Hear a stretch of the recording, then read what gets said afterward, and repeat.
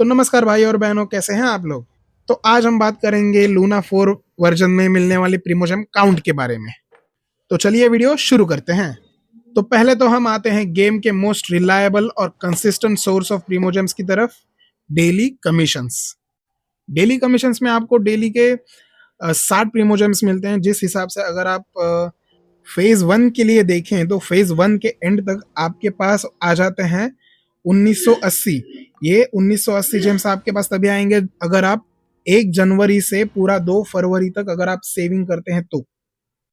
उसके बाद हम आते हैं आर्कॉन क्वेस्ट की तरफ, जिसमें हमें 60 प्रीमोजेम्स मिलते हैं क्वेस्ट क्लियर करने पर। और अगर हम with in A time limit अगर हम क्लियर करें वो आर्कॉन क्वेस्ट, तो हमें एक्स्ट्रा 500 जेम्स मिलते हैं।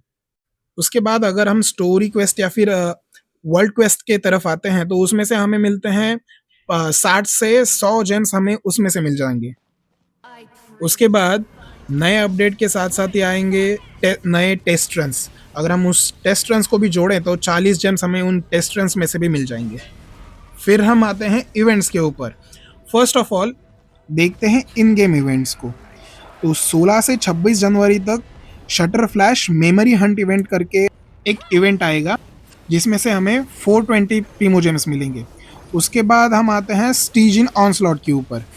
तो स्टीजिन ऑनस्लॉट का नया सीज़न चालू होगा 21 जनवरी से, जिसको क्लियर करने से हमें मिलेंगे 450 प्रीमोजेम्स। और उसी के साथ साथ फेज़ 1 का स्पाइरल अबिस रीसेट होता है 16 तारीख को, और उसमें से हमें 800 प्रीमोजेम्स मिलते हैं।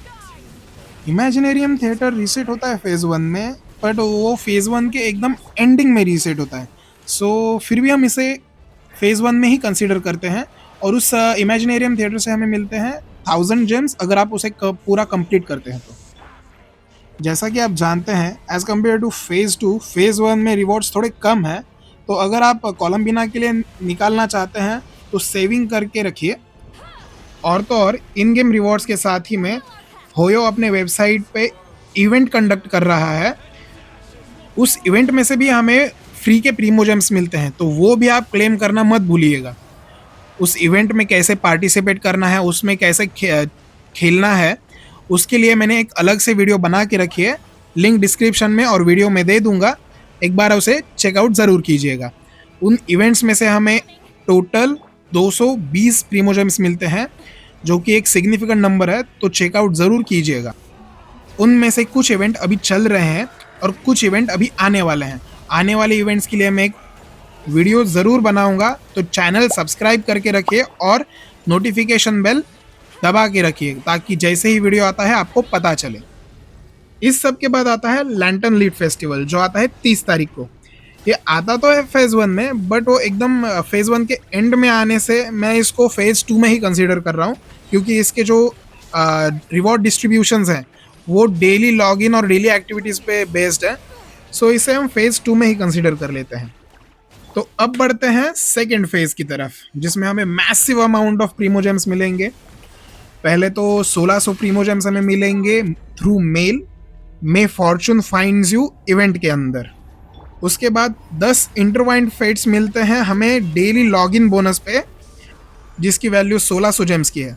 उसके बाद जो लैंटर्न लाइट फेस्टिवल है, उसमें मेन स्टोरी और इवेंट चैलेंजेस के थ्रू अगर हम देखें, अगर हम टोटल करें तो उसमें से हमें 1060 प्रीमोजेम्स मिलते हैं। उसके बाद 9 फरवरी से 23 फरवरी में चालू होता है मूनलाइट पेट्रोल एक्सरसाइज इवेंट, जिसमें से हमें 420 प्रीमोजेम्स मिलते हैं। और इस सब में डेली कमीशंस को मत भूलना। डेली कमीशंस में से भी हमें 3 से 24 फरवरी तक हमें मिल जाते हैं 1320 प्रीमोजेम्स। तो इस तरह से आपको फेज़ 1 में टोटल 4520 प्रीमोजेम्स मिलते हैं। हाँ, पता है। अभी आप बोलोगे कि ये क्या बोल रहे हो, सब लोग तो बोल रहे हैं कि 10,000 के आसपास हमें प्रीमोजेम्स मिलेंगे सिर्फ फेज़ 1 में। तो भाइयों सुनो, गहरी सांस लो और सोचो। वो जो वैल्यू है वो अलग अलग कंपोनेंट्स जैसे कि स्टार डस्ट और स्टार ग्लिटर के ऊपर को पकड़ कर बोलते हैं। और तो और जो आपके स्टैंडर्ड पीटी या फिर स्टैंडर्ड पूल्स होते हैं, वो आपके इवेंट बैनर पे काउंट नहीं होते। इसके लिए मैंने खुद एक एक्सपेरिमेंट किया था। मैंने स्टैंडर्ड बैनर पे 60 पीटी बिल्ड कर ली और उसके बाद मैं माविका के लिए गया। और स्टिल मुझे मावी का 50 या 55 के आसपास के पेटी के ऊपर मिली। सो इसीलिए मैं उस स्टैंडर्ड पुल्स को इवेंट बैनर के पुल्स में कंसिडर नहीं करता हूँ, हमेशा अलग ही कंसिडर करता हूँ। और रही बात मैप एक्सप्लोरेशन और चेस्ट्स की, तो बहुत कम लोग ही होंगे जो फेज़ 1 में ही 100% मैप एक्सप्लोर कर लेंगे। और अगर वो 100% मैप एक्सप्लोर कर भी लेते हैं ना, तो भी उनको सिर्फ 1850 प्रीमोजेम्स ही एक्स्ट्रा मिलेंगे। तो जब लोग बोलते हैं कि 8 से 10,000 प्रीमोजेम्स फेज़ 1 में मिल जाएंगे, तो सीरियसली मेरी आंखें थोड़ी टेढ़ी हो जाती हैं। मैं गलत भी हो सकता हूँ, बट असली नंबर्स तो आखिर में समय ही बता पाएगा। तो चलो देखते हैं। और अगर बात करते हैं फेज़ 2 की, तो मामला थोड़ा सा गंभीर हो जाता है। हमें फेज़ 2 में टोटल 4400 जेम्स देखने को मिलते हैं और 10 इंटरट्वाइंड फिट्स। तो इस हिसाब से अगर हम प्रीमो जेम्स के हिसाब से अगर वैल्यू जोड़ें तो टोटल हो जाती है 6000 प्रीमो जेम्स।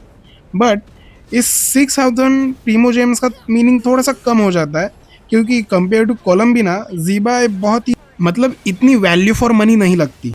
ज़ीबा काफ़ी रिस्ट्रिक्टिव और कंडीशनल है। और तो और कोलम्बिना को पुल करने के बाद आई रियली डाउट कि ज़ीबा को पुल करने के लिए लोगों के पास प्रीमो जेम्स बचेंगे उतने। सो अगर यही जेम्स अगर फेज़ 1 में दे देते थे ना, तो मुझे लगता है कि थोड़ा सा बेनिफिशियल रहता। पर चलो, जो है सो है। आखिर में आपका प्रीमो जेम्स का काउंट टोटल में पहुंचता है 10,520। और अगर हम कंप्लीट मैप एक्सप्लोरेशन के बारे में भी अगर बात करें ना, तो ज़्यादा से ज़्यादा 1850 प्रीमो जेम्स इंक्रीज होते हैं। बट देन अगेन वो नंबर इंडिविजुअल के ऊपर मैटर करता है। सब लोग बोलते हैं कि 14 से 17,000 प्रीमो जेम्स मिल जाएंगे, एंड या mathematically it is possible. But बहुत ही कम लोग, मतलब तकरीबन 30 से 40%, और ये मैं एक्चुअली ज़्यादा बोल रहा हूँ, इससे भी कम होंगे, 30 से 40% लोग ही ऐसे होंगे जो ये नंबर अचीव कर पाएंगे with in this time limit. और अगर आप अचीव कर लेते हो तो कॉन्ग्रेचुलेशंस, आप उसी 30% लोगों में से हो। पर एक बात तो तय है कि अगर आप कैजुअल प्लेयर हो या फिर सिर्फ स्टोरी के लिए गेम खेल रहे हो, तो भी आपको कम से कम 10,520 जेम्स तो मिलेंगे ही मिलेंगे, और वो भी इस पैच के एंड में 6.3 के एंड तक। तो अभी क्या करें, कोलम्बिना को पुल करें या ना करें? तो उसके लिए मेरे पास एक सजेशन है। अगर आप ओल्ड प्लेयर हो, अगर आप पुराने प्लेयर हो, तो यस, कोलम्बिना को पुल करो। She has a very great value as compare to other Nod Krai characters. पर अगर आप न्यू प्लेयर हो या फिर अभी अभी आपने खेलना चालू ही किया है, तो मेरा सजेशन यही है कि आप पहले एक डीपीएस पुल करो, जो कि अभी सेकेंड फेज में आने वाला है, न्यू विलेट। बहुत ही अच्छा डीपीएस है, आप बिल्कुल भी रिग्रेट नहीं करोगे उसको पुल करने के लिए। और तब तक तो आपके पास जेम्स भी आ जाएंगे आराम से। और अगर आप कोलम्बिना के बारे में परेशान हो रहे हो, तो डरो मत, कोलम्बिना का रीरन बहुत ही जल्द हो जाएगा। तो उस वक्त तक आप कोलम्बिना के लिए प्रीमो जेम्स इकट्ठा भी कर पाओगे।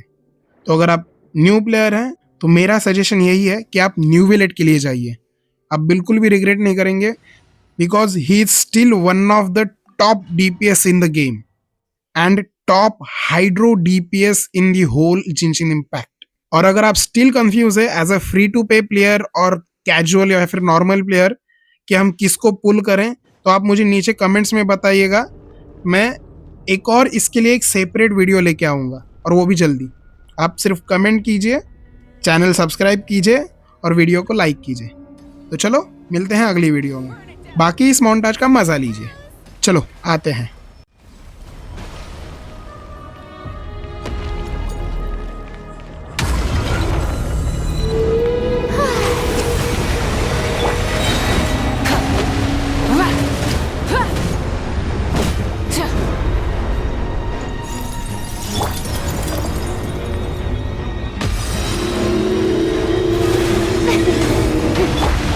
Rise with the sun!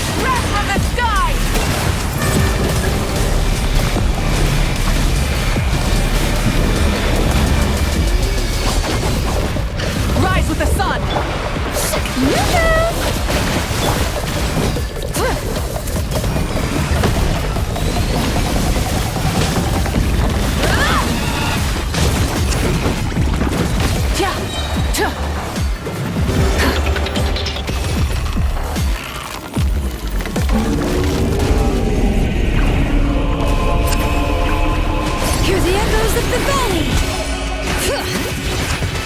Time to shine! You two!